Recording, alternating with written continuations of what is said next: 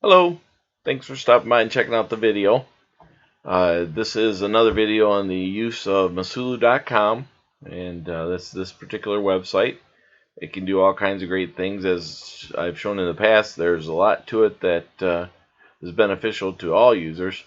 What I'm going to do today is a little bit different. It's kind of cool. As you can see from the title, this is all about HTML forms and using PHP to send the results of those forms through email. It is actually not that bad. It's not difficult to do, but the one thing I see is that there are a lot of videos about that online that require you to learn programming, and most people I know do not want to learn programming. It's just not something they're interested in. So, and I don't blame people. I don't blame them at all. So, what we'll do here is let's sign in. And I've shown this on other videos. Let's see, how exactly how the website works. You just click on the sign in or log in or my account, put in the username and password. You do have to join this account or this website to have an account and for it to work properly. So just so you know, excuse me. This is the my account page. Real simple stuff. And it gives you a little bit of access to everything you've done. For instance, there are 2 ads here. You can change your password.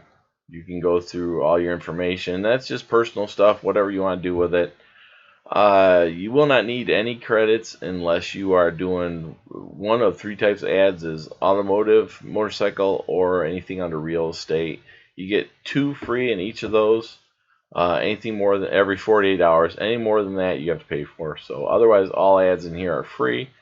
But let's go forward and let me show you what I'm talking about here as far as the HTML forms. As you can see over here, this whole line is those different types of things you can do. Well, here's HTML forms. Click on that, and what it does is it opens up this particular page. Right now we have about half a dozen different contact forms. There's 1 or 2 on here you really it's far-fetched that you'd ever need them, but this simplistic form right here is the easiest one. What I'm going to do is first I'm going to change this email address right here, so bear with me 1 minute. So what I did is I'm just going to put in here the email address that will actually respond. You'll be able to get the results to me. I did this, I started to make another one on Gmail. I had a little trouble with Gmail itself. I don't think it was their problem. I think it was something I had hit the wrong button or something. I don't know. Anyways, this is what you get. The form is going to look just like this. I did not have IIS or a personal web server, so what I did is I just created a page and ran it on Edge, which is Microsoft's latest version of Internet Explorer, I guess.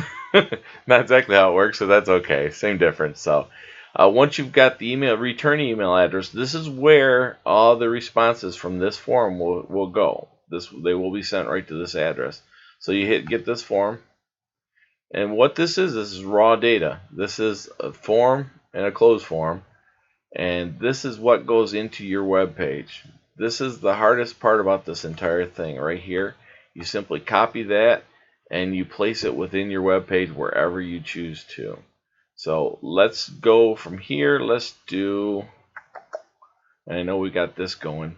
I already got this. I want to get rid of this little line of code right here because I'm not using any style sheets here.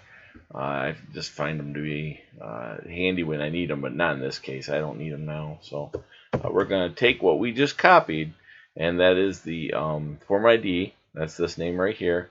The return address, and then the value is, this is the username, is Cletus. These 3 things have to be there. You can modify these forms if you choose to, but just don't remove things like the form ID or the name of the individual variables for each type of input. If you do that, you're not going to get any results, and you're going to be going, what the hell happened? Well, what happened is you touched it. Don't do that. You can, if you want, you can change all kinds of colors and things like that. I'll show you that a little bit in just a few minutes here. So save this. This is just nothing more than a HTML text page. So do that, and then what we're going to do is we're going to go to open up Edge, which I already have open. I want to reload this because that looks stupid. And this is the same form you saw. Now this, believe it or not, is a file page, but it will work the same way. So let's do my name. Oops. Then my mail at mailme.org. I guess that's fine. This is not a real address, by the way. I don't have that. So I have no message. I have no message. And then we're going to send that. Now, a lot of people look at this and go, wow, that's weird. This will work on anything. It'll work on all browsers, anything that's going to work right for you. And it does give you this acknowledgement that tells you that it sent it. Boom, you're all set. So now let's close this one down and open up our email. So let's go here. We're going to reload this. And Yahoo's pretty good about this, so hopefully it'll be there in just a second. And this is it right here. Do not reply.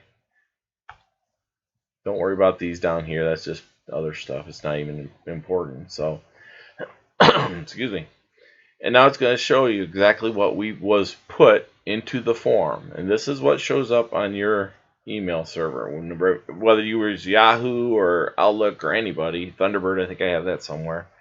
Yeah, right here. It's the contact name, the mailme.org, and this is your message. This also has on here a little space that shows the email address. If you need me, it's at contact@missulu.com. But you see how simple this was. Real easy. You didn't have to program anything. The worst you had to do is take that form information, that raw text, and put it into a web page. You did not have to program anything to make this work. And those are all good things. So let's turn around and we'll close this down. And then we're going to head back. We're back at Missulu, and this is actually in Chrome right now. If you'd like, we can also do another form. Well, we can do one of these. I guess it doesn't really matter. They're all basically the same, just different colors and that. And like I say, you can go ahead and modify these. Just make sure you use the same variables and the same form names that are delivered to you. If you use something different, it's not going to work. So keep that in mind.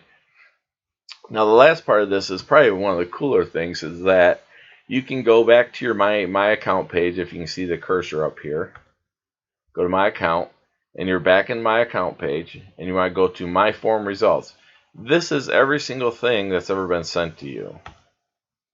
In this case, it was the exact message that came to your email, but it's also here. That way, if you have an email malfunction, which happens all the time, and internet malfunctions, you can't control them, I can't control them. But this is the same message and it's here. And before you openly just kind of throw things away, come into here and see and make sure that you actually had seen this copy. For instance, if somebody wrote, by the way, my computer's on fire, what should I do? You don't want to miss that email, because it'd probably be something where you say, hey, down 911. That's what you really want to do for them. So once you're done with this, just click I am done with this result, or I'm done with this result. And it goes away, and it's that simple. At some point, I will put a bulk go away number on here button. You click it, and it gets rid of all of them. That's fine. But for now, excuse me. For now, this is what it is, and how it's going to work. So we go back here. We're going to go to My Account. This is the main page, and like I say, there are several videos on how to log in, how new members work. We're going to log out. I just want to refresh the new members. It's real simple. You use the username, the password, and re-enter the password. Once you do that, then there's just a couple other things. You do have to have a working email address. If you don't have that, myself and customers have no way to contact you, and there's nothing I can do for you. And you cannot create an account without a verifiable password.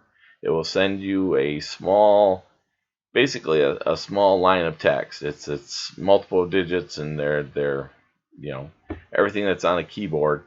You copy that, paste it into the right spot, and then you're done. And you're set. You're a member. So and don't use spaces in your username or password. I guess I put that in there at some point. So, but that's it. And I appreciate your stopping by and checking out the video. And we'll talk to you soon. Thanks a lot.